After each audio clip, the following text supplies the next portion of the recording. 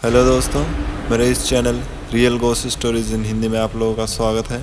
मैं आज एक और बहुत ही ज़्यादा भयानक कहानी लेकर आया हूँ आप लोगों के लिए। तो स्टोरी को अंत तक सुने और अपने दोस्तों के साथ शेयर ज़रूर करें। अच्छी ऑडियो क्वालिटी के लिए हेडफोन ज़रूर लगाएं। चलिए शुरू करते हैं। ये कहानी मुझे मेरी माँ ने सुनाई थी। मेरी माँ एक छोटे से शहर से संबंध रखती है और ऐसा माना जाता है कि उस गांव में कुछ बुरी शक्तियाँ भी वास करती हैं। ऐसे ही एक बुरी आत्मा से सामना हुआ मेरे नाना जी का।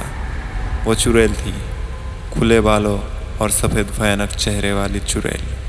ठंड का समय था, शहर में घना कोहरा छाया हुआ था। मेरे नाना एक बड़े अधिकारी थे।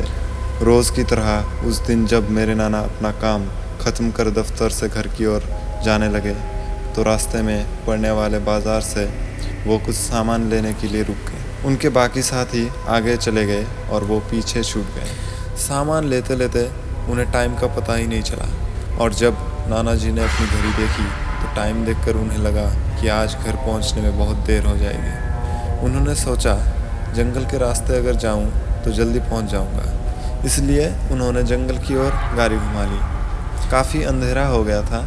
नाना जी तेज़ गति के साथ गाड़ी चला रहे थे, लेकिन उनकी गाड़ी के आगे एक औरत आ गई। उन्हें झटके से ब्रेक मारनी पड़ी। जो औरत गाड़ी के सामने आई थी वो तेज़ तेज़ रो रही थी। नाना जी को लगा कि वो ज़रूर किसी मजदूर की पत्नी होगी जो रास्ता भटक गई है।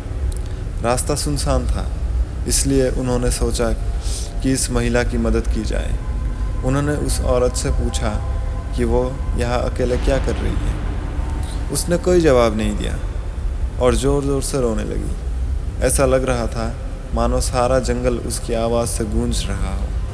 नाना जी ने पूछा कि उसका घर कहाँ है, तो भी वो कुछ नहीं बोली। नाना जी ने उसे बोला कि तुम मेरे साथ मेरे घर चलो, सुबह तुम्हें तुम्हारे घर छोड़ दूंगा। वो नाना जी के साथ चलने के लिए तैयार हो गई और गाड़ी के पीछे वाली सीट पर बैठ गई। रीति रिवाज के कारण उसने अपने सिर पर घूंघट डाल रखा था, जिसकी वजह से उसका चेहरा छिपा हुआ था। घर पर सब नाना जी का इंतज़ार कर रहे थे। जैसे ही गाड़ी की आवाज़ आई, सब भागकर इकट्ठा हो गए। जब उस महिला के बारे में घर में पूछा गया तो नाना जी ने सारी कहानी बताई।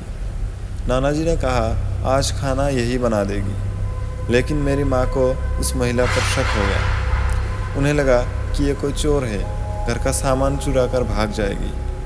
माँ ने उसे रसोई में जाकर खाना बनाने को कहा। वो बिना कोई जवाब दिए वहाँ से चली गई। रसोई में से अजीब सी आवाज़ें आ रही थी। बस रसोई में सारा सामान रखवा कर मेरी माँ ने उसे कहा कि सब भूखे हैं, इसलिए जल्दी खाना बना दे। उसे रसोई में भेज तो दिया, लेकिन माँ का मन अभी भी शांत नहीं हुआ। 10 मिनट बाद माँ रसोई में पहुँची तो देखा अभी वो थैले में से मछलियाँ निकाल रही थी। ये देखकर माँ को गुस्सा आ गया। उन्होंने उसे बोला कि अभी तक तूने खाना बनाना शुरू ही नहीं किया, कब बनेगा और कब हम खाएंगे। इस महिला का चेहरा अभी भी ढका हुआ था, इसलिए किसी ने उसका चेहरा नहीं देखा था। माँ उसका चेहरा देखने की कोशिश करती रही, लेकिन उन्हें उसकी झलक भी दिखाई नहीं दी। माँ ने कहा कोई ज़रूरत हो तो बुला लेना, लेकिन फिर भी वो कुछ नहीं बोली। उन्हें लगा कि शायद अनजान लोगों से डर रही होगी। माँ रसोई से चली गई, लेकिन जब 10 मिनट बाद वो फिर वापस आई तो रसोई का हाल देखकर माँ डर गई। उनके पैर जैसे वही जम गए। उनके गले की आवाज़ नहीं निकल रही थी। उन्होंने देखा वो औरत रसोई के स्लैब पर बैठकर कच्ची मछलियाँ खा रही थी। सारी रसोई में हड्डियाँ और मांस के टुकड़े बिखरे हुए थे। उसके सिर का घूंघट भी उतरा हुआ था। उसका चेहरा बेहद खौफनाक था। बाल बहुत बड़े और नाखून एकदम काले। वो मछलियाँ खाने में मगन थी, इसलिए उसका ध्यान माँ पर नहीं गया। माँ भी चिल्लाई नहीं कि कहीं वो और ज़्यादा खतरनाक ना हो जाए। माँ ने एक थाल उठाया और वो चूल्हे में से जलता हुआ कोयला उठाकर उसकी तरफ दौड़ी। उसे आज भी वो औरत दिखाई देती है। कोयला इस चुड़ैल पर फेंक दिया। आग की जलन की वजह से वो डायन तेज़ तेज़ आवाज़ें निकालने लगी। उसकी आवाज़ सुनकर सारा घर इकट्ठा हो गया। उसे आग दिखाकर घर से बाहर निकाला गया। उसकी आवाज़ इतनी तेज़ थी कि आसपास के लोगों का भी बाहर जमावड़ा लग गया। वो डायन लोगों की भीड़ को हटाते हुए जंगल की तरफ दौड़ी।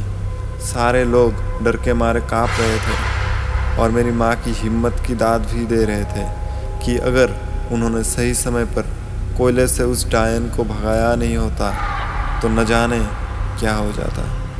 दोस्तों, आप लोगों को ये कहानी कैसा लगा?